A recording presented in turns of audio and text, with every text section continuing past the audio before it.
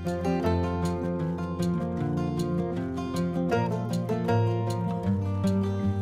izin saya sedikit introduction, Pak. Assalamualaikum warahmatullahi wabarakatuh.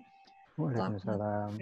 Semoga sore hari ini kita dipertemukan dalam keadaan sehat dan baik. Selamat datang Pak Profesor Nizam, Dirjen Pendidikan, dan Bapak Wikan, Dirjen Pendidikan Vokasi, serta teman-teman media dalam acara Bincang Sore dengan topik panduan penyelenggaraan pembelajaran pada tahun akademik baru di masa pandemi COVID-19. Yang kami hormati sekali lagi Bapak Nizam, Dirjen Dikti, dan Bapak Wikan, Dirjen Pendidikan Vokasi. Terima kasih Bapak-Bapak telah berkenan memenuhi permohonan kami sebagai narasumber pada Bincang Sore hari ini. Sebagaimana kita pahami bersama, beberapa waktu lalu pemerintah telah melaksanakan press conference, Mas Menteri dan beberapa menteri sekaligus juga kepala gugus tugas saat itu telah menyampaikan pengumuman panduan penyelenggaraan pembelajaran pada tahun ajaran dan tahun akademik baru di masa pandemi COVID-19. Selanjutnya Bincang Sore pekan lalu juga setelah pelaksanaan pengumuman oleh Mas Menteri dan Bapak-Bapak dari beberapa kementerian dan gugus tugas sudah mendalami panduan penyelenggaraan pembelajaran pada tahun ajaran baru di masa pandemi COVID-19 di lingkup Audasmen. Kali ini, sebagai salah satu upaya untuk sosialisasi kebijakan panduan penyelenggaraan pembelajaran pada tahun akademik baru di lingkup pendidikan tinggi dan pendidikan vokasi. Sehingga kesempatan sore hari ini kami mengundang Bapak Nizam dan Bapak Wikan sebagai narasumber. Dapat kami informasikan bahwa Bincang Sore akan berlangsung kurang lebih 1 jam, dengan rangkaian acara pemaparan atau penjelasan dari Bapak-Bapak narasumber, izin masing-masing mungkin sekitar 10 sampai dengan 15 menit, Pak. Kemudian dilanjutkan dengan sesi tanya-jawab dengan teman-teman media. Baik, selanjutnya izin kami mengundang Bapak Wikan, mungkin terlebih dahulu Pak untuk menyampaikan penjelasan terkait... Bu, mungkin saya ke Prof. Nizam dulu saja. Baik Pak. Nah, kita berdua sebenarnya sudah kompak, Bu. Baik Pak, terima kasih Pak Profesor Nizam, monggo ya, Pak, silakan. Kita sudah kompak, bahkan kita juga satu band, Bu. Jadi ya, monggo Prof. Nizam sebagai vokalisnya. Oh Bapak, kalau Bapak perlu backing vokal nanti saya boleh gabung ya Pak. Baik, monggo Pak Profesor, kami persilakan Pak. Baik, terima kasih Mbak Evi. Selamat sore Pak Wikan dan rekan-rekan media sekalian yang berbahagia. Assalamualaikum warahmatullahi wabarakatuh. Selamat sore, salam sehat untuk kita semua. Ya, mungkin memulai bincang sore kita hari ini, tentu pertama kita harus bersyukur kita semua dalam keadaan sehat walafiat dan bisa bersilaturahmi melalui daring ini. Tadi Mbak Evi sudah menyampaikan tentang SKB 4 Menteri untuk persiapan semester depan. Nah, semester depan ini kan kita semua masih harus prihatin karena pandemi COVID-19 masih bersama kita. Jadi kita yang harus tahu diri dan menyesuaikan ya. Nomor 1, Mas Menteri selalu menekankan kesehatan dan keselamatan tidak boleh dikompromikan sama sekali karena mahal sekali harganya, sehingga itu harus kita utamakan. Namun pembelajaran pendidikan tentu juga harus berjalan, jadi kita tidak boleh kalah oleh COVID-19 dengan mengupayakan pembelajaran yang aman, yang memastikan kesehatan kita semua. Tadi pagi kita melakukan press release untuk pelaksanaan UTBK misalnya, itu utamanya, concern kita utama adalah kesehatan dan keselamatan peserta, orang tua maupun juga penyelenggara. Nah, untuk memastikan di semester depan yang sudah tinggal 2 bulan lagi ini bisa diselenggarakan dengan baik, maka kita menggunakan kebijakan ya pembelajaran daring. Kalau yang teori terutama ya, teori kan bisa dengan daring. Kalau 3 bulan kemarin kita dengan daring bisa, meskipun masih banyak kelemahan, ya tentu ke depannya ini masih bisa kita lanjutkan dengan daring, dengan memperbaiki apa-apa yang kurang kemarin kita sempurnakan, kita perbaiki. Saat ini kita berikan pelatihan untuk seluruh dosen, baik dosen akademik maupun vokasi, terbuka ini pelatihan untuk dosen-dosen selama sebulan penuh. Jadi dari lebih malah ya dari tanggal 18 Juni kemarin sampai dengan akhir Juli itu terbuka bagi seluruh dosen, tidak berbayar, dengan tips-tips dari para pakarnya, dari para praktisi dalam penggunaan teknologi pembelajaran daring. Jadi tentang pedagoginya, tentang perencanaan pembelajarannya, learning management sistemnya, cara memanfaatkan berbagai teknologi yang ada, dan tentu juga kita tekankan hemat pulsa, sehingga tidak terlalu membebani biaya.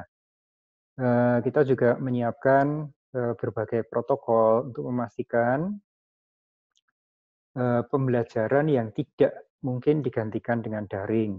Misalnya untuk yang sedang tugas akhir, baik itu skripsi, tesis, disertasi, penelitian, itu tentu tidak bisa dilakukan dengan daring. Kalau bisa dialihkan ke daring, kita dorong ke daring. Jadi misalnya untuk praktikum, itu beberapa teman-teman sudah membuat model-model virtual reality, enhanced reality untuk melaksanakan praktikum. Tapi tentu tidak semuanya bisa kita alihkan ke dalam teknologi, dan dalam hal semacam itu kita siapkan protokolnya. Ini kemarin panduan sudah kita exercise beberapa kali dengan para ahli kesehatan untuk nanti dalam waktu dekat segera kita rilis untuk bagaimana membuka laboratorium, bengkel, workshop, studio, dan sebagainya. Sehingga pembelajaran dan kompetensi itu tetap bisa kita pastikan dengan keamanan dan kesehatan sebagai komandannya. Mungkin itu sebagai awal bincang sore ini, Mbak Evi, waktu saya kembalikan. Pak Wikan atau mau menambahkan, monggo. Ya, terima kasih Prof untuk menambahkan sedikit saja. Jadi memang betul untuk vokasi ini kan memang banyak materinya yang sifatnya praktek. Ya. Di sini ada Pak Beni, Direktur Pendidikan Tinggi Vokasi juga ada.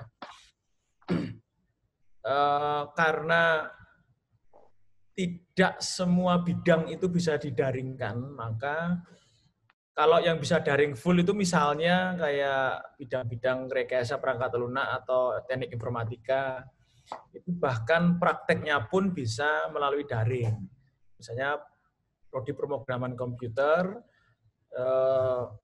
daring, teori, kemudian prakteknya juga bisa daring juga. Nah, tetapi kan tidak semuanya bisa seperti itu, sehingga seperti tadi juga sesuai dengan kebijakan yang disampaikan Prof. Nizam, untuk semester baru besok, untuk vokasi, memulai semester itu harus dengan mata kuliah teori, sehingga bisa daring. Kalau praktek dimulai dari depan, itu jadi concern awal. Itu menjadi dibutuhkan untuk physical. Nah, jadi strateginya itu praktek taruh depan sehingga bisa daring full. Nah, ini jalan terus sampai seoptimal mungkin sehingga masuklah ke agenda mata kuliah praktek. Nah, ini pendekatan pertama juga masih daring kalau bisa. Tapi apabila ini tidak bisa daring, maka memungkinkan untuk hadir ke studio, laboratorium, workshop untuk melakukan pembelajaran praktek, tetapi dengan protokol COVID yang sangat ketat, kemudian juga harus berkoordinasi dengan gugus tugas COVID, yang ketiga juga harus berkoordinasi sejak awal dengan pemerintah daerah. Plus satu lagi, pengelola pendidikan tinggi, pengelola perguruan tinggi diminta untuk membuat peraturan yang lebih detail lagi yang dikoordinasikan dengan kami, yang mengatur lebih detail lagi, misalnya mesin harus didisinfektan, menggunakan masker atau face shield, atau mungkin beberapa prodi-prodi kesehatan, misalnya ya, prodi-prodi bidang kesehatan akan menambahkan syarat tambahan, harus ada hasil rapid test, tidak reaktif, baru boleh masuk ke kampus untuk pembelajaran praktek loh ya. Tapi untuk yang teori tidak ada kelas, tidak ada hadir di kelas kampus, tidak. Itu semua kebijakannya daring, karena tadi sesuai arahan Prof. Nizam, tetap yang di atas segala-galanya adalah keselamatan dan kesehatan. Mungkin itu Mbak Evi yang bisa saya tambahkan. Intinya pembelajaran praktek itu memungkinkan, tetapi dengan kondisi yang harus dipenuhi semuanya, termasuk gugus tugas COVID kalau meminta perpindahan mahasiswa pulang dari kampungnya masuk ke kota kampus lintas zona, itu juga harus diterapkan itu apa namanya protokol COVID-nya, misalnya entah karantina atau apa. Itu sebagai tambahan singkat dari Prof. Nizam. Terima kasih.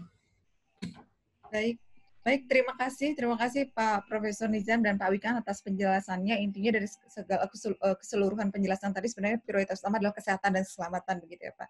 Sehingga semuanya bahkan ketika nanti memang harus katakan ada yang bertatap muka atau ke lab itu harus ada koordinasi dengan gugus tugas, dengan Pemda, bahkan pengelola perguruan tinggi diminta untuk membuat peraturan yang lebih detail dengan koordinasi dengan Direktorat Jenderal Dikti dan Direktorat Jenderal Vokasi, bahkan dengan prodi kesehatan itu untuk yang memang ketika harus begitu ya Pak Wikan, ketika harus dengan tatap muka. Baik, terima kasih Pak Profesor Nizam dan Pak Wikan. Baik Ibu Bapak sekalian, teman-teman media, kita memasuki sesi tanya jawab. Pak Dirjen Dikti dan Pak Dirjen Vokasi izin untuk masuk sesi tanya jawab. Sebelum sesi tanya jawab dimulai, izin saya menyampaikan beberapa panduan sesi tanya jawab. Yang pertama, teman-teman media yang akan bertanya mohon untuk mengaktifkan videonya. Kemudian, mengingat keterbatasan waktu, teman-teman media yang akan bertanya mohon menyampaikan maksimum 2 pertanyaan, sehingga teman-teman yang lain dapat memperoleh kesempatan. Baik, terima kasih untuk teman-teman media yang sudah raise hand untuk bertanya. Dalam catatan kami ada dari 6 media, Pak Nizam dan Pak Wikan, teman-teman yang akan menyampaikan pertanyaan. Kesempatan pertama kami mengundang dari Medcom, silahkan.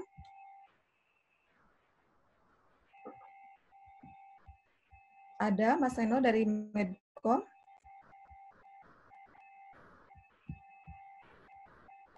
Baik, kalau belum ada kita berpindah ya, teman-teman. Bu. Oh ada, silahkan. Halo, sudah di-unmute, mungkin Mas Sarul bisa unmute sendiri. Baik, silakan Mas Sarul dari Medcom. Silakan disampaikan singkat ya Mas. Paling mohon 2 pertanyaan dulu ya untuk disampaikan ke Pak Nizam dan Pak Wikan. Silakan. Mas Sarul, monitor.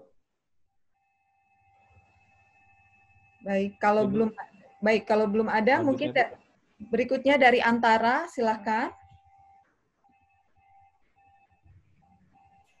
Sudah ada? Sudah, Bu. Silakan. Ya, selamat sore Pak Dirjen.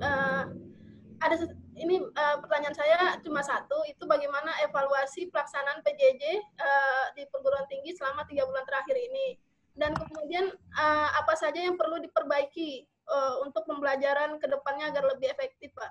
Itu aja, terima kasih. Baik, terima kasih. Mungkin langsung saja kepada Pak Dirjen Dikti dan Pak Dirjen Vokasi untuk menyampaikan jawaban atas pertanyaan tadi terkait evaluasi PJJ, bagaimana Pak di 3 bulan terakhir ini, dan juga kira-kira evaluasinya seperti apa. Silakan Pak, monggo. Monggo Prof. Nizam. Terima kasih Mbak Indri, Antara. Ya, kita melakukan evaluasi dengan menyebar angket ke mahasiswa, juga kita sebar angket kuesioner ke dosen. Dari evaluasi tersebut kita melihat ada beberapa hal yang penting yang mungkin bisa saya sampaikan. Yang pertama, meskipun dosen-dosen kita, mahasiswa kita ini melakukan transformasi digital yang mendadak gitu ya, mendadak daring, tapi secara umum itu transformasi tersebut berjalan dengan lumayan baik ya, lumayan bagus. Artinya tidak terbayang sebelumnya bahwa kita tiba-tiba 8 juta mahasiswa kita itu beralih ke daring pembelajarannya, 300.000 dosen kita tiba-tiba dipaksa harus memanfaatkan teknologi. Meskipun sebetulnya sudah sejak 20 tahun yang lalu kita mendorong pemanfaatan teknologi untuk meningkatkan pembelajaran. Ada inherent, ada GDLN, ada macam-macam lah yang dulu sudah kita kembangkan. Jadi pada dasarnya teknologi bukan sesuatu yang baru, tetapi memang kita belum memanfaatkan secara optimal. Nah, dengan pandemi ini justru kita dipaksa untuk memanfaatkan teknologi secara all out, secara penuh. Nah, dari evaluasi yang kita lakukan, itu misalnya 70% lebih itu mengatakan, ya cukup baik sampai sangat baik. yang 30% mengatakan masih ada kurang di sana-sini. Kemudian kendala-kendala yang utama itu terutama adalah jaringan. Jaringan itu keterjangkauan jaringan, kemudian stabilitas jaringan, jadi kadang-kadang suara hilang, lagi di tengah-tengah kuliah putus, dan seterusnya itu. Tapi itu kejadiannya juga tidak setiap hari, artinya angkanya di angka sekitar 20% itu mengeluhkan masalah jaringan tersebut. Kemudian yang ketiga, pemanfaatan teknologi juga memang belum optimal. Jadi tentu kita memahami itu karena banyak perguruan tinggi yang belum siap, dosennya juga mungkin penggunaan teknologi juga belum begitu siap begitu. Di samping juga tentu beban biaya ya, tambahan beban biaya karena harus pulsanya bertambah ya yang dipakai untuk pembelajaran. Nah, melihat dari kekurangan-kekurangan tersebut, maka di semester depan ini kita persiapkan lebih baik. Jadi kalau kemarin itu hampir tanpa persiapan ya, begitu surat edaran Menteri tanggal 9 Maret, kita lakukan survei awal itu sekitar pertengahan, ya kira-kira minggu ketiga Maret itu responnya seperti itu. Kemudian di awal April juga kita lakukan lagi survei. Kita jadi kira-kira tahulah gambaran petanya secara nasional.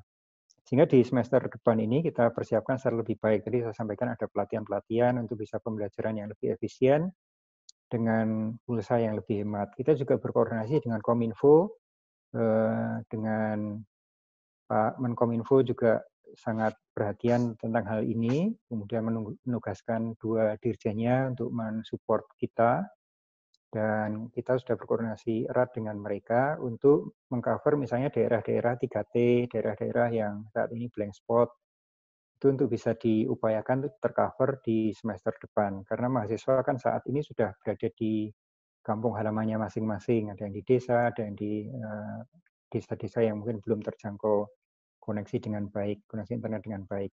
Di coverage itu akan ditingkatkan, kemudian stabilitas jaringan juga akan ditingkatkan, serta platform merah putih. Jadi selama ini kita banyak menggunakan Zoom, banyak menggunakan Webex, dan sebagainya. Nah, ini teman-teman dari penyedia layanan internet itu juga mulai mengembangkan platform-platform merah putih.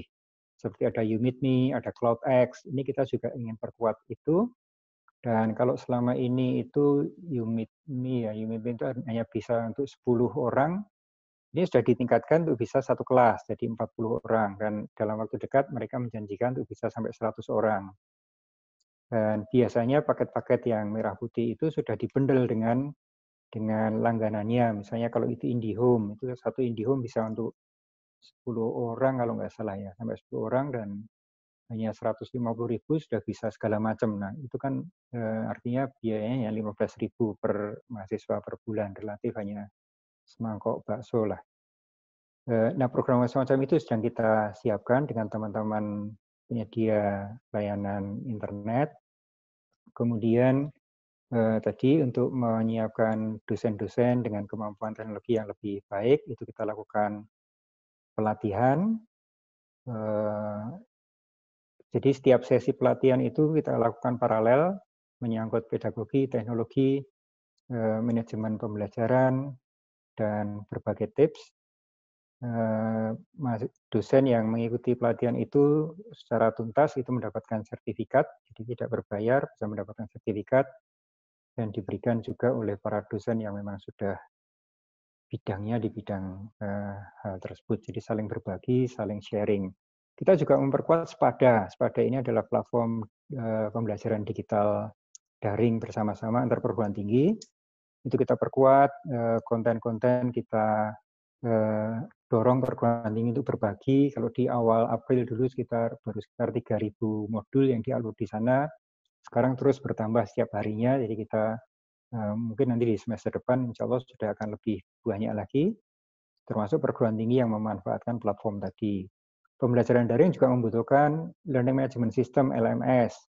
Kita juga siapkan LMS yang bisa digunakan oleh perguruan tinggi yang belum mempunyai platform LMS. secara cuma-cuma. Jadi basisnya ada yang berbasis Moodle, ada yang berbasis Google Classroom. Dan itu semua free ya.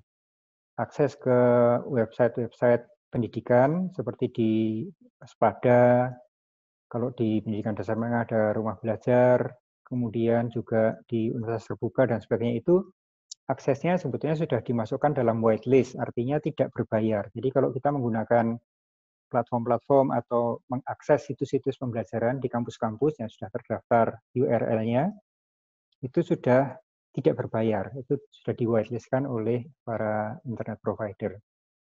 Demikian waktu saya kembalikan ke Mbak Evi. Baik, terima kasih Profesor Nizam. Pak Wikan, monggo Pak. Sedikit aja tambahan, Pak Nizam sudah sangat komprehensif sekali. Pada prinsipnya untuk vokasi mirip dengan yang disampaikan Prof. Nizam, terutama untuk yang mata kuliah teorinya. Karena mata kuliah teori kan bisa daring. Nah, memang kami punya PR ini untuk mata kuliah praktek ini untuk perbaikan ke depan semester yang ini bagaimana. Karena di semester kemarin memang ya ada evaluasi yang harus kita segera tuntaskan, terutama untuk mata kuliah praktek. Nah, untuk mata kuliah praktek seperti tadi kami sampaikan, meskipun itu ditaruh belakang, dan pada saatnya nanti apabila COVID belum selesai pandeminya, kan pasti akan tiba saatnya untuk kampus itu memutuskan apakah mata kuliah praktek itu akan diselenggarakan secara daring dengan segala tantangan dan keterbatasannya, atau dengan tatap muka yang sifatnya ada di laboratorium, studio, dan workshop, tidak di kelas ya, jadi tidak ada pengumpulan massa. Nah, untuk itu kami menambahkan aja, tadi Pak Nizam sudah sangat lengkap sekali, kami menambahkan kita juga saat ini sekarang sedang memacu pembuatan sekitar 1.000 materi pembelajaran praktek berbasis video dan multimedia yang nanti diupload di platform yang publik tadi disampaikan Pak Nizam, dan bisa digunakan oleh siapapun, digunakan bersama oleh seluruh dosen untuk mengajarkan mata kuliah yang mereka ampu. Nah, ini kita sedang pacu, moga-moga dalam waktu 2 bulan ini selama daring dilakukan, dosen juga diminta untuk mempersiapkan materi-materi prakteknya itu dimultimediakan dan divideokan.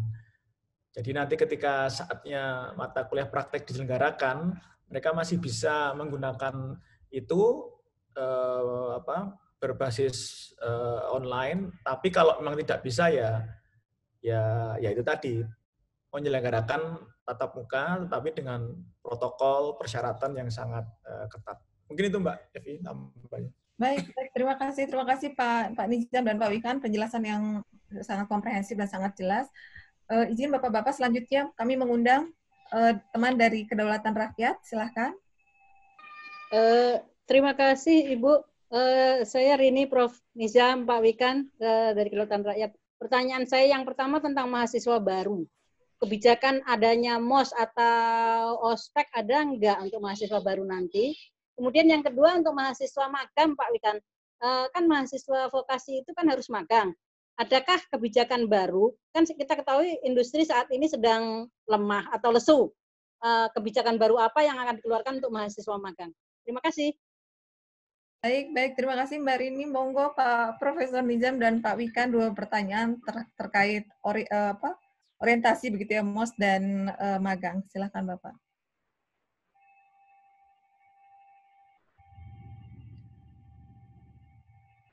Mohon maaf Pak Profesor Nizam, sepertinya masih mute Bapak. Baik, monggo Pak. Dari sana. Ini Mbak Rini, sehat selalu. Ini tentang orientasi mahasiswa baru, sudah kita keluarkan pedoman untuk penerimaan penyambutan mahasiswa baru semester depan. Itu kira-kira ya 2-3 minggu yang lalu sudah kita keluarkan panduannya. Yang pada dasarnya pengenalan kampus, pengenalan kehidupan kampus, organisasi kampus, kegiatan di kampus, cara belajar di perguruan tinggi, kunci sukses belajar di perguruan tinggi, mengembangkan diri, menjadi manusia dewasa yang mandiri, dan hal-hal tata krama di kampus, etika bergaul dengan mahasiswa di kampus, menghindari perundungan dan sebagainya, itu sudah kita siapkan. dan semuanya basisnya adalah daring, tidak ada pertemuan fisik, apalagi perpeloncoan itu sama sekali tidak boleh. Jadi semuanya dilaksanakan secara daring dan kita dorong untuk membangun kreativitas dari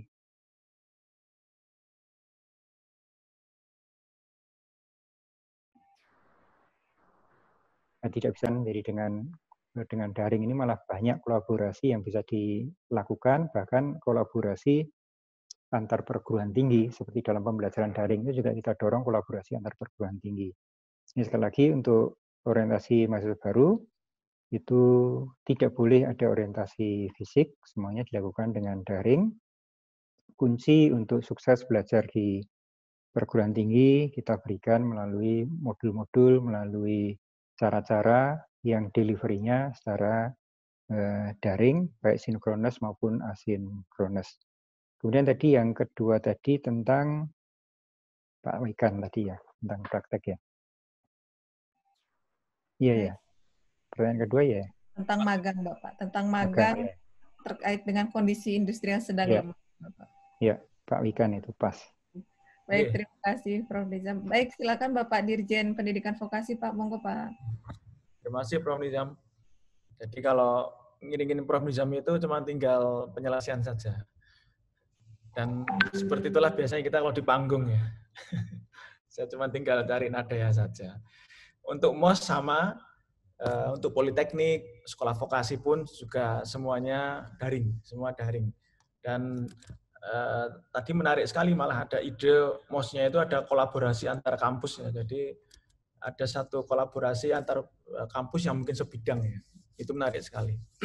Kemudian untuk magang ini memang kebijakan kita itu untuk perusahaan yang memang masih bisa survive dan bisa memastikan mereka bisa menerapkan protokol keamanan dan keselamatan dan memang mendapatkan juga persetujuan atau dukungan dari Pemda setempat dan gugus tugas COVID, maka kami tidak dalam posisi untuk melarang magang. Itu semua kembali ke perguruan tinggi masing-masing. Jadi itu salah satu peraturan yang tadi kami minta untuk didetailkan oleh pimpinan perguruan tinggi masing-masing, mempertimbangkan segala situasinya, tapi tetap mengedepankan unsur keselamatan dan kesehatan. Jadi itu ya Mbak, untuk saya ulang lagi, untuk perusahaan yang bisa meyakinkan kampus, bukan ke kami ya, ke kampus, pembimbing magang dan pimpinan pengelola kampus, bahwa situasi di sana terkoordinasi dengan baik dengan gugus tugas, Pemda, serta zona yang aman, serta bisa memastikan itu aman untuk protokol COVID-nya, sekaligus keselamatan kesehatannya, maka kami tidak pada posisi untuk melarang itu.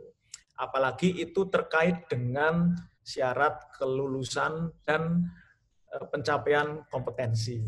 Jadi itu termasuk yang diatur oleh Mas Menteri mestinya. Kemudian apabila industri yang memang sekarang sedang slow down, misalnya pariwisata, contoh hotel tidak ada pengunjung, kan juga tidak ada kegiatan di sana, Mbak.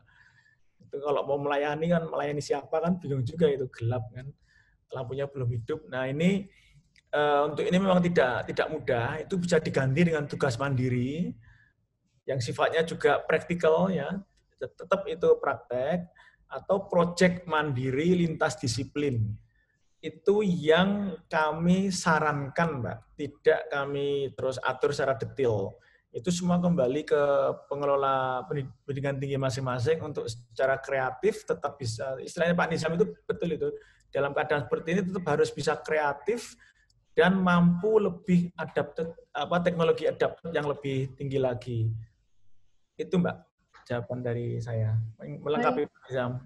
Baik, terima kasih, sangat clear Bapak-Bapak. Terima kasih Pak Wikan dan Pak Profesor Nizam. Selanjutnya kami mengundang teman dari Media Indonesia. Silakan. Ya, Assalamualaikum, selamat sore Bu Evi, Salam, silakan. Prof. Nizam dan Pak Wikan. Izin Bu, Pak, jadi pertanyaannya mungkin sudah banyak ditanya teman-teman tadi dan Bapak-Bapak. eh, ini Prof Nizam ya, yang pertama mau nanya tentang pembelajaran dosen tadi ya. Itu targetnya tuh seperti apa Prof pembelajaran dosen ini untuk di era COVID ini?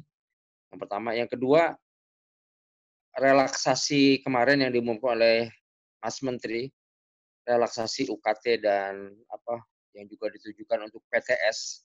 Responnya bagaimana Prof PTS? Karena kemarin tuh ada demo kan, demo mahasiswa tuh Prof ke Dikti. Iya, demo kesiangan. Jadi bagaimana tuh sebenarnya tanggapan perguruan tinggi khususnya PTS ya terhadap upaya yang dilakukan Kemendikbud usai Dirjen Dikti ini untuk memberikan keleluasaan lah, kemudahan dan apa namanya buat mereka kan semacam hal yang bagus ya untuk memberikan keringanan di tengah-tengah pandemi ini yang dikatakan untuk menjawab berbagai tuntutan dari kalangan perguruan tinggi dan mahasiswa dari PTS. Itu Prof ya. Yang ke Prof Wikan ini kan dari kemarin dengan mengungkap soal perkawinan massal nih Prof. Pada Pak Wikan ya. Sejauh ini bagaimana ya sejak kita dulu Pikon juga kolaborasi antara baik jenjang SMK maupun politekniknya dengan kalangan dunia usaha dunia industri sejauh mana Prof animo perusahaan-perusahaan, karena kan memang tadi Prof udah menyebutkan adanya perusahaan-perusahaan yang mungkin slow down, ya mungkin juga banyak juga kendala ya, tapi juga mungkin masih ada yang siap. Sejauh ini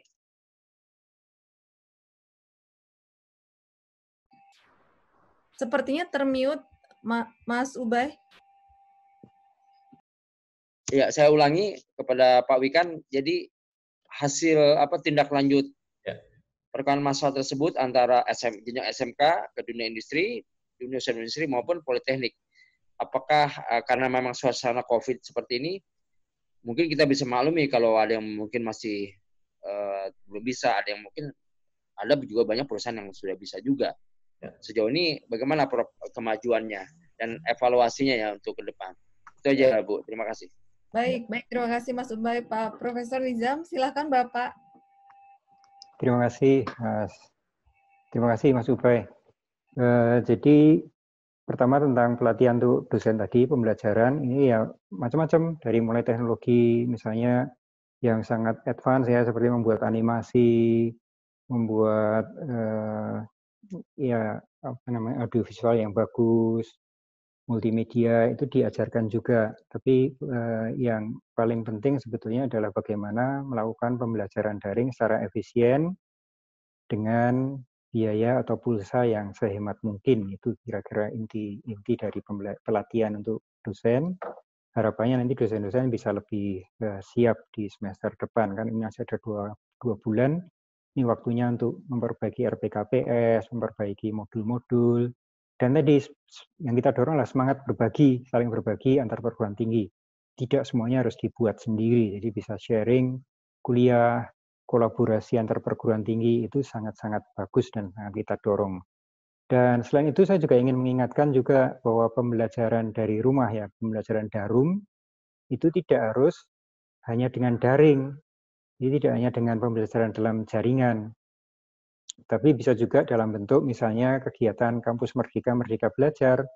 Banyak yang sudah melakukan, misalnya menjadi relawan kesehatan. Itu adik-adik mahasiswa kedokteran, segala macam itu modulnya kita siapkan, jadi mereka menjadi relawan untuk mitigasi COVID-19 ini, mendapatkan kompetensi tentang epidemiologi, tentang screening, tentang komunikasi sosial, dan sebagainya, sehingga mendapatkan SKS dari kegiatan tersebut, sekaligus mereka memberikan manfaat bagi masyarakat dalam upaya mitigasi pandemi ini.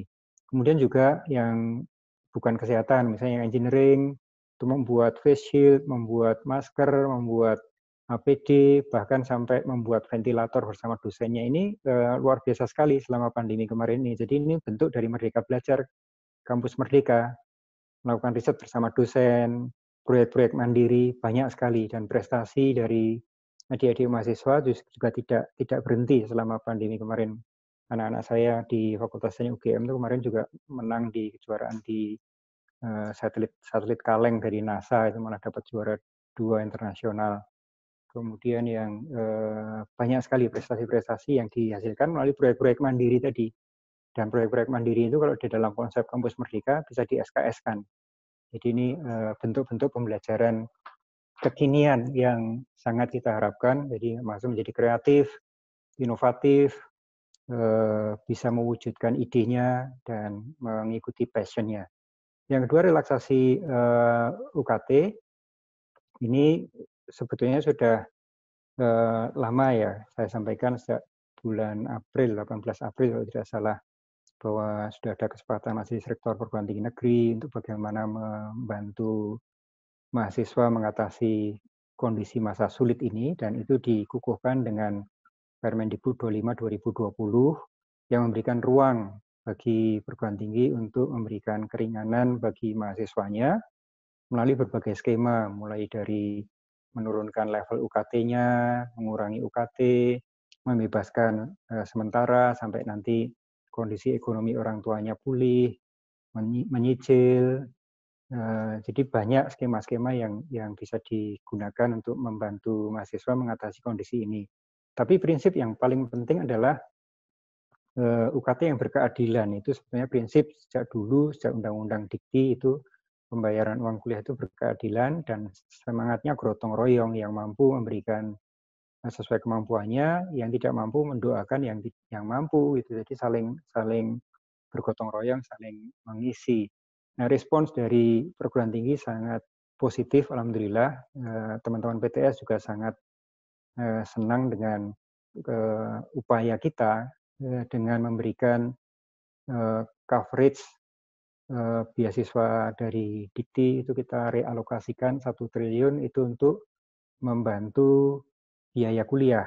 Jadi ini terutama tentu untuk yang PTS ya, karena yang PTN kan tadi berdasarkan UKT. UKT-nya sudah ada mekanismenya.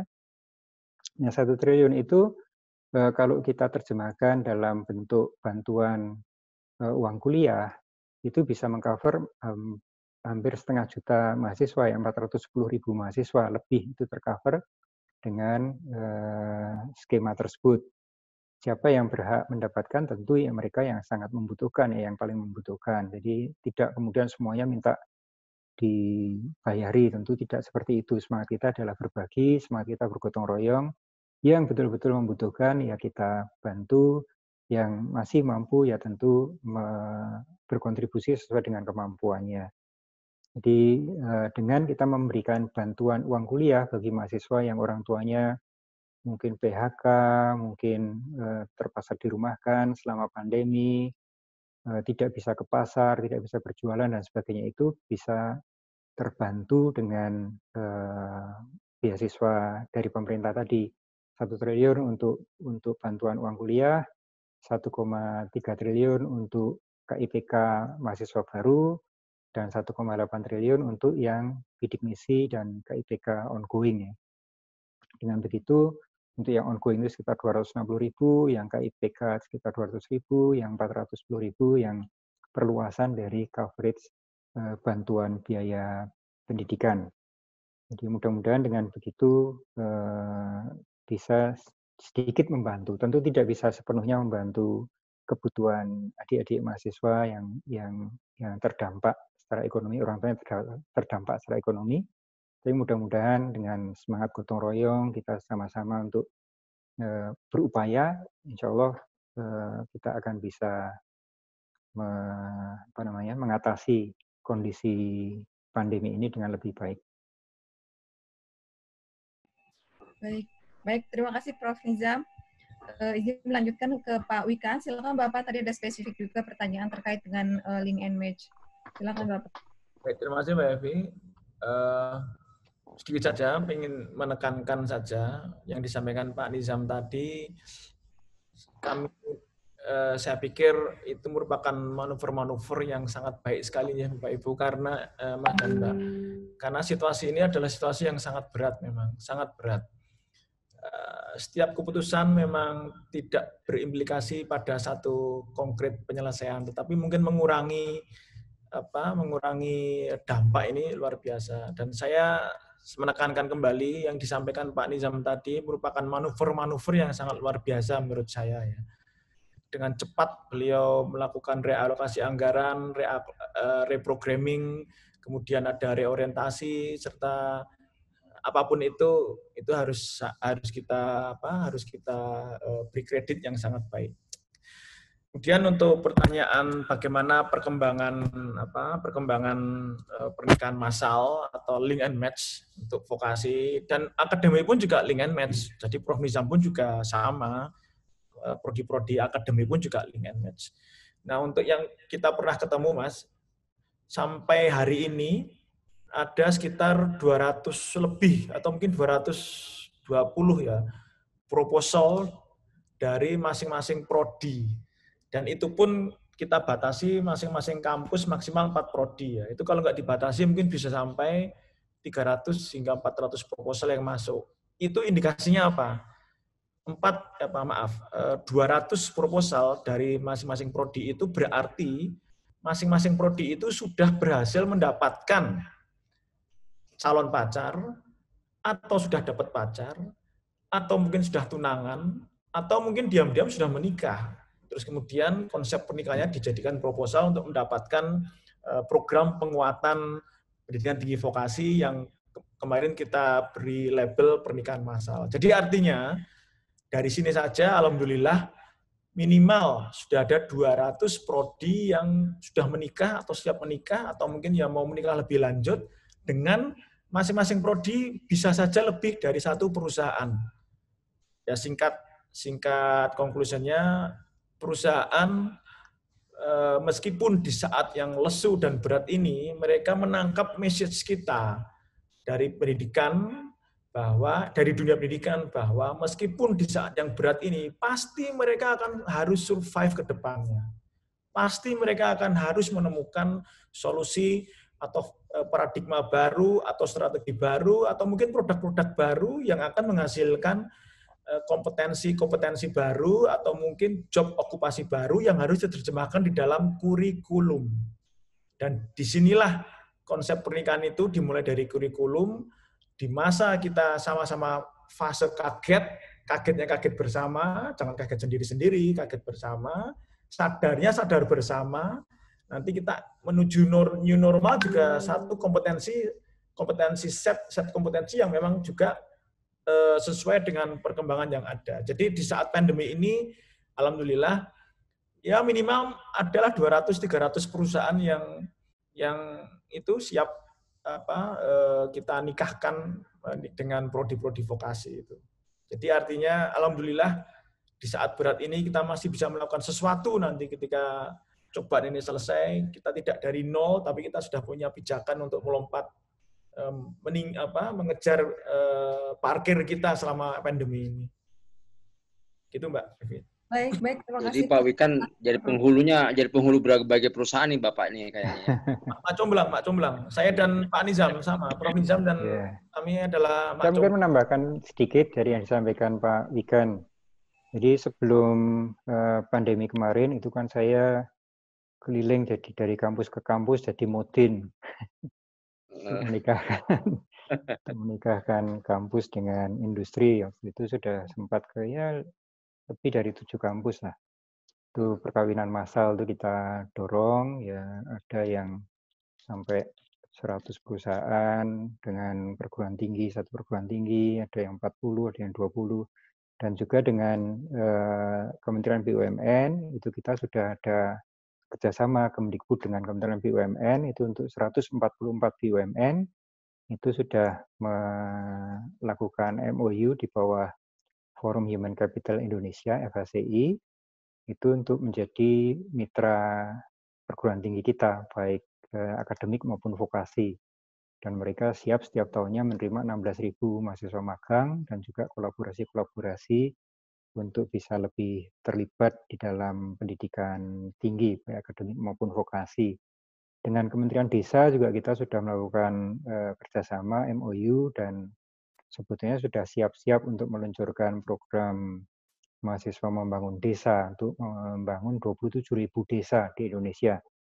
Tapi ya karena pandemi ini tetap berjalan, tetapi secara daring. Jadi mahasiswa mendampingi desa-desa binaan secara daring. Kemarin kita luncurkan di Padang, itu memberangkatkan 5.000, ya sekitar 5.000-an mahasiswa KKN membangun desa dengan semangat Kampus Merdeka tadi secara daring.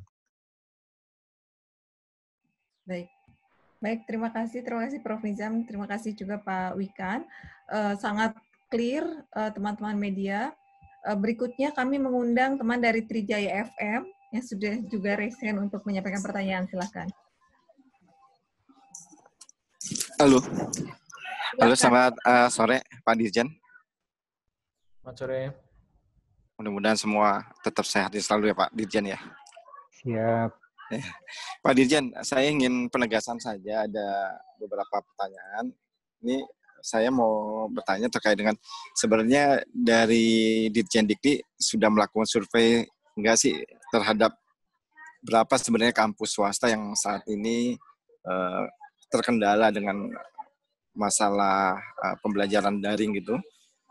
Terus kedua, ini terkait dengan pelatihan dosen untuk proses daring, targetnya berapa sebenarnya? Karena kan dengan letak yang berbeda-beda antara kampus satu dengan yang lainnya, baik itu swasta maupun negeri sendiri, berapa target sebenarnya? Karena memang banyak yang terjadi terkait dengan kendala yang ada di sana. Kemudian jika melihat situasi saat ini kan sudah memasuki bulan ketiga ya, masa COVID-19. Ada nggak sih sebenarnya skema darurat yang digunakan dalam pembenahan semacam kurikulum baru gitu dalam menghadapi COVID-19? Karena dengan situasi ini kan pembelajarannya pun berbeda, mekanisme yang digunakan juga berbeda. Itu aja yang bisa saya tanyakan. Terima kasih. Baik, terima kasih Mas Akmal. Pak Nizam, monggo Bapak terlebih dahulu sebelum ke Pak Wikan, Pak. Sorry, ini tadi agak terganggu koneksinya. Gimana pertanyaannya, Mbak Evi? Baik, mungkin untuk lebih clear saya undang lagi Mas Akmal ya Pak, supaya Sorry, tadi agak Mas Akmal boleh disampaikan, tetapi mungkin secara singkat ya, Mas Akmal. Atau Pak Wikan jawab dulu, nanti saya nambahin. Monggo, mau Mas Akmal lagi atau saya jawab? Boleh saya clearkan sebentar ke Mas Akmal ya, Pak sedikit. Ya, maaf, ini tadi koneksinya pertama tadi mengenai kampus swasta soalnya. Ya. Kalau yang kedua kurikulum itu kan ya. buat kami. Iya, itu benar-benar. Swasta gimana? Baik, terima kasih Mas Akmal sudah clear terkait dengan PTS dan terkait dengan kurikulum darurat begitu. Masih mempertanyakan kurikulum darurat Pak Profesor. Oh iya. Ya, jadi kalau kurikulum darurat ya tentu kurikulum kita tetap mengacu pada kurikulum yang sudah berjalan ya. Kurikulum itu kan serangkaian proses, pengalaman, experience dari mahasiswa untuk mencapai derajat sarjananya. Tentu dengan pandemi ini kita tidak perlu kemudian merubah kurikulum ya. Yang kita rubah adalah metodenya. Yang berubah adalah metodenya. Kalau selama ini kurikulum itu dideliver melalui pembelajaran fisikal langsung di dalam kelas. Sekarang kelasnya menjadi kelas maya, kelas virtual. Kalau selama ini praktikum itu dilakukan di laboratorium, ya sementara kita alihkan beberapa dengan daring. Nanti yang memang tidak bisa teralihkan ya kita bawa ke akhir semester dengan protokol, dengan prosedur yang sangat ketat gitu. Jadi kurikulum tidak harus berubah untuk pendidikan tinggi terutama, karena esensinya itu kan kita ingin membangun kompetensi ya. Kompetensi misalnya untuk, saya berikan ilustrasi yang lebih konkret saja. Misalnya saya bidang teknik ya. Di teknik kami mengikuti akreditasi dari ABET, Lembaga Akreditasi Internasional Amerika Serikat. Nah itu di dalam akreditasi ABET itu kuncinya adalah learning outcomes. Seorang sarjana teknik sipil itu seperti apa sih? Harus bisa apa sih? Nanti yang disebut dengan learning outcomes itu. Nah, kalau di ABET itu, seorang sarjana teknik itu pertama harus bisa merumuskan kompleks engineering problem. Jadi merumuskan persoalan keteknikan yang kompleks. Kedua, bisa menyelesaikan kompleks engineering problem yang sudah dirumuskan tadi dengan menggunakan matematika, fisika, dan ilmu-ilmu dasar yang dipelajarinya, dan seterusnya, ada 16 macam kompetensi. Nah, kompetensi semacam itu tentu bisa dicapai tidak hanya dari dalam kelas. Jadi bisa sekarang ini, masa pandemi ini, mahasiswa bisa diminta untuk merumuskan apa sebenarnya masalah utama di lingkungan kamu terkait dengan aspek engineering. Bagaimana di Jogja itu banyak sekarang yang jalan-jalan kampung itu ditutup karena lockdown voluntary. Jadi banyak kampung-kampung itu menutup jalan. Nah, itu gimana dari sistem transportasi itu bagaimana penutupan jalan itu sehingga ekonomi tetap bisa bergerak misalnya, tapi keselamatan bisa terjaga. Itu kompleks engineering problem itu, merumuskan masalahnya dengan mengamati kondisi nyata di lapangan. Kemudian dengan teori-teori transportasi, mahasiswa membuat model transportasinya. Nah, seperti itu bisa kita lakukan dengan daring. Jadi ini kita merubah dari physical ke basis daring. Justru dengan daring ini banyak hal yang bisa kita lakukan sebetulnya. Kolaborasi antar perguruan tinggi sekarang dengan sangat mudah bisa kita lakukan. Setiap hari itu webinar berapa sesi saja. Setiap hari itu rata-rata 8 sesi webinar. Dari rapat-rapat formal sampai ke sharing pengetahuan, sharing pengalaman. Kemudian juga selama pandemi ini kita sudah kompilasi ya, inovasi dan invensi para dosen ini luar biasa sekali, lebih dari 1.600-an invensi yang dihasilkan oleh dosen. Publikasi juga begitu, luar biasa sekali. Jadi energi positif ini justru bangkit selama masa pandemi ini, dan tidak sembarang ya temuan-temuan dari inovasi dari teman-teman itu sampai ke produksi. Jadi tidak hanya sampai prototipe ya, sampai ke produksi. Ventilator produknya UI kemarin sudah diserahkan hasil produk pertamanya ke BNPB kemarin kalau nggak salah ya. Yang dari UGM juga sudah mulai masuk ke lini produksi, yang dari ITB juga sudah masuk ke produksi. Ini luar biasa sekali robot nurse-nya teman-teman ITS. Tidak pernah terbayang sebelumnya dalam waktu 2 bulan kita bisa menghasilkan produk alat-alat kesehatan yang sedemikian canggihnya. Jadi ini energi ini yang ingin kita jaga, kita maintain, dan kita menunjukkan bahwa dengan daring itu tidak kalah kualitasnya, tidak kalah ketercapaian tujuannya. Nah, saatnya ini untuk memperbaiki pembelajaran daring itu supaya lebih optimal lagi dan program-program yang lebih pas gitu. Baik, terima kasih Profesor Nizam. Di tengah tantangan pandemi begitu ya Prof, ternyata kita banyak belajar hal-hal yang sebelumnya tidak terbayang begitu ya, kita ternyata lebih produktif, inovatif juga, tadi invensi juga luar biasa banyak di tengah pandemi ini. Publikasi kita meningkat signifikan sekali selama pandemi. Untuk mempublikasikan gitu ya hasil-hasil karya insan pendidik. Baik, terima kasih Prof Nizam. Jadi mengundang Pak Wikan, silakan Bapak. Jadi kalau untuk kurikulum memang ya betul tadi, kurikulum itu ya tidak mudah berubah. Tapi mungkin yang berubah adalah cara mendeliver pembelajaran itu berubah. Yang tadinya tatap muka jadi daring. Yang tadinya terjadwal teori praktek, sekarang teori sampai selesai baru praktek. Jadi kurikulumnya tetap, tetapi delivery-nya berubah. Nah, ketika delivery berubah, pasti juga ketercapaian harus ada relaksasi. Mestinya akan berbeda kalau kualitasnya tatap langsung dan tidak. Tapi intinya, kurikulum memang tidak mudah berubah. Karena kurikulum itu kan isinya paket mata kuliah, silabusnya, dan sebagainya. Nah, kalau itu berubah, repot. Nah, tapi poinnya gini, selain yang berubah itu delivery-nya, mungkin ada beberapa konten kurikulum yang bisa berubah. Konten loh ya, bukan kurikulumnya. Misalnya, untuk keteknikan tadi Prof. Nizam sudah saya sampaikan, karena standarnya internasional, ABET ya agak lebih lebih rigid. Tapi ada satu bidang yang terdampak luar biasa, yaitu pariwisata. Itu terdampak paling pertama dan mungkin akan bangkit paling akhir. Dan kita tahu pariwisata itu kan multidisiplin, multi-value, supply chain-nya juga luar biasa. Nah, bisa saja ketika nanti ada generasi baru, pola kehidupan baru, kenikmatan-kenikmatan pola baru manusia itu menciptakan manusia itu bergeser preference untuk plesir atau pariwisatanya. Nah, di situ kan membutuhkan perubahan. Sama-sama mata kuliahnya adalah, ini misalnya ya mata kuliah pengembangan destinasi pariwisata.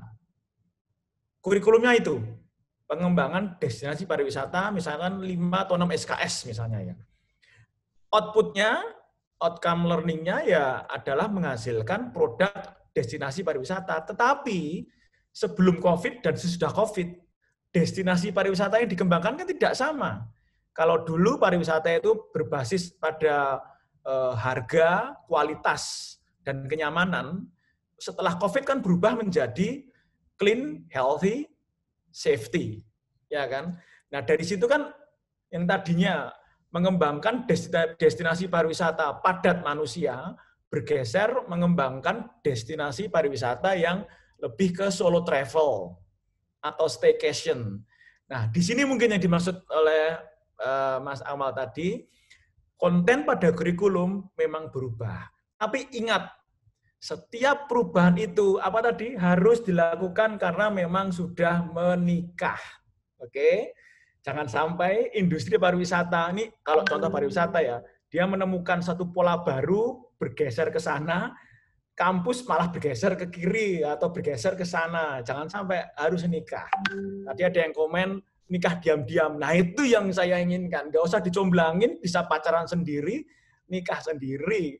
Itu harus mengalir di dalam insting pengelola pendidikan tinggi, baik vokasi maupun akademik, yaitu insting cari pacar, kenalan, rayu, ngajak pacaran, ngajak lebih dekat, nembung, apa itu kalau bahasa Indonesianya, melamar, menikah, bikin anak, gedein anak. Itu harus insting. Dan itu harus jangan cuma satu aja. Pak Fusan tadi nyebut ada satu kampus dengan ratusan industri. Yaitu mungkin salah satunya kita ya Pak Nizam di UGM itu ya. Di kami itu vokasi UGM itu satu kampus 200 industri kita ajak pacaran. Dan itu MOU-nya nggak tidur loh itu. Nah ini yang kita pengen ciptakan. Kalaupun kurikulum harus sedikit bergeser, kontennya berubah, maka lakukanlah dengan link and match sehingga pergeseran itu bareng gitu. Itu ya. Ini tapi poinnya kurikulum itu sulit berubah, tapi mungkin kontennya berubah bisa, delivery-nya mungkin juga ada inovasi. Baik, karena COVID ini ya. Baik, terus delivery dan konten gitu. Konten pun ketika berubah harus tadi ya link and match. Baik, terima kasih. Terima kasih. Berikutnya mengundang satu lagi dari teman dari IDN Times. Mbak Evi, saya kayaknya harus pamit. Baik, Harus pindah ke ruang Vicon. Baik, sangat paham Bapak. Terima kasih Prof. Nizam sudah berkenan hadir. Kami izin melanjutkan dengan satu penanya lagi Bapak. Terima kasih Pak Nizam atas Sehat semuanya. Terima kasih. Hari ini saya juga pamit dulu Pak Wikan. Hari ini 11 Vicon saya. Sampai jam semalam nanti.